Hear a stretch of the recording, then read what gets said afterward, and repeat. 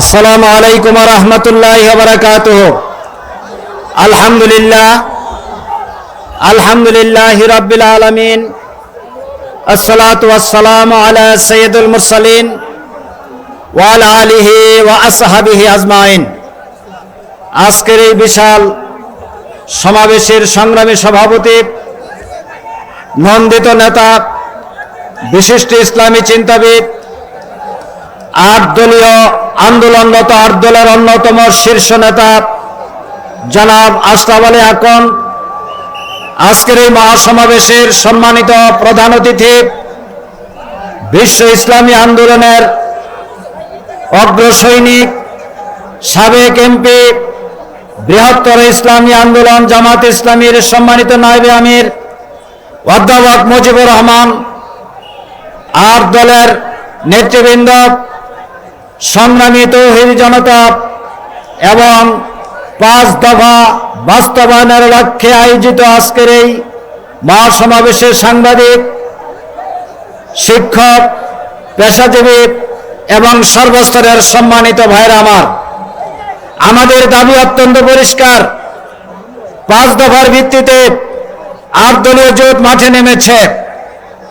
আমরা বলেছিলাম নির্বাচনের আগে অবশ্যই লেভেল প্লেইং ফিল্ড করতে হবে, কিন্তু আমরা লেভেল প্লেইং ফিল্ডের কোনো লক্ষণ দেখতে পাচ্ছি না। গতকালকে নরসিংদীতে জামাত ইসলামের উপর হামলা হয়েছে, ২৭ তারিখে ঈশ্বরদীতে হামলা হয়েছে। প্রকাশ্যভাবে ঘোষণা দেওয়া হচ্ছে ৮ দল এবং জামাতের ভোটাররা যদি ভোট কেন্দ্রে যায় তাদের নাকি হাত পা ভেঙে দেওয়া হবে। এটা লেভেল প্লেইং ফিল্ডের কোনো লক্ষণ নয়।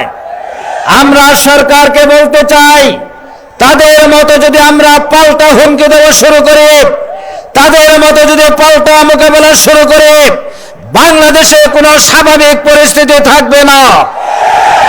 আমাদের বন্ধুরা যারা হুমকি দিচ্ছেন, তারা কি মনে করেছেন বাংলাদেশে অস্বাভাবিক পরিস্থিতি তৈরি করে ভারতীয় আধিপত্যবাদের মাধ্যমে খোলা পানিতে মাছ শিকার করবেন? এই স্বপ্ন যদি দেখে থাকেন, আপনাদের স্বপ্ন কোনোদিনও বাংলাদেশে বাস্তবায়ন হবে না ইনশাআল্লাহুল আজিজ। আমাদের দ্বিতীয় দাবি ছিল, জুলাই গণহত্যার সাথে যারা সম্পৃক্ত, সুনির্দিষ্টভাবে যাদের বিরুদ্ধে অভিযোগ আছে, তাদের বিচার কার্যকর করতে হবে। ইতিমধ্যে ২-১টি মামলার রায় হয়েছে, বহু মামলা এখনো বিচারের অপেক্ষায় আছে। অত্যন্ত অল্প সময়ের মধ্যে এই মামলাগুলোর বিচার কার্য সম্পন্ন করা সম্ভব। দুনিয়ার ইতিহাসে মাত্র ৪৬ দিনের আন্দোলনে কোন স্বৈরাচারের পতন হয়েছে এটা বিশ্ববাসীর জানা নেই। আবার এটাও দুনিয়ার ইতিহাসে নেই যে পৃথিবীতে গণতান্ত্রিক আন্দোলনের জন্য ১৩৭ জন শিশু এবং কিশোরকে হত্যা করা হয়েছে, এমন কোন আন্দোলন পৃথিবীতে নেই। যে দেশের মাটিতে শিশুর রক্ত ঝরেছে, কিশোরের রক্ত ঝরেছে, নারী পুরুষ বৃদ্ধের রক্ত ঝরেছে, সেই দেশে খুনিদের বিচার দৃশ্যমান না হওয়া পর্যন্ত বাংলাদেশের মানুষ ঘরে ফিরে যাবে না ইনশাআল্লাহুল আজিজ। আমরা বলেছি নির্বাচনের আগে গণভোট হতে হবে। কেন এই গণভোট? এর আইনের বহু ব্যাখ্যা আছে। ৫ই আগস্ট শেখ হাসিনা পালিয়ে গেলেন, বাংলাদেশে সাংবিধানিক শূন্যতা দেখা গেল। এই পরিস্থিতিতে জনগণের অভিব্যক্তি হিসেবে সকল রাজনৈতিক দলের সম্মতিতে এই সরকার গঠিত হয়েছে। এই সরকার যে জনগণের ম্যান্ডেট প্রাপ্ত, এইটা নিশ্চিত করার জন্য গণভোট হওয়া দরকার। যে সংস্কার করা হয়েছে, আপনারা জানেন ১৭৬তে আমাদের পয়েন্ট ছিল, প্রস্তাব ছিল, তার মধ্যে আমরা ৮৪তে একমত হয়েছে। এই ৮৪টি সংস্কারের ক্ষেত্রে জনগণের সমর্থন নেওয়া, এই জন্য এই গণভোট করা অপরিহার্য ছিল।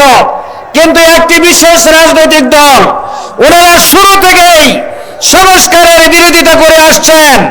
শুরু থেকেই তারা গণভোটের বিরোধিতা করে আসছেন।